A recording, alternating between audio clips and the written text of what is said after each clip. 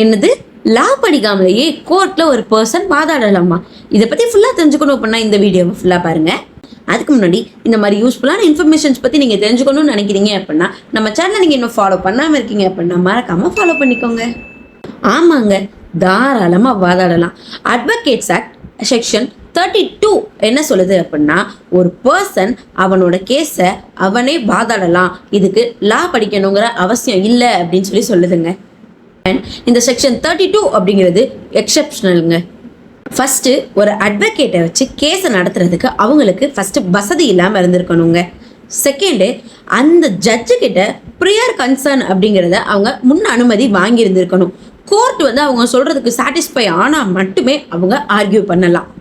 அவங்க எந்த கேஸ்க்கு பர்மிஷன் கேட்குறாங்களோ அந்த கேஸ்க்கு மட்டும்தான் வாதாட முடியும். இது பெர்மனண்டான ரைட் கிடையாது, இது ஒரு லிமிட்டடான ரைட் தான்.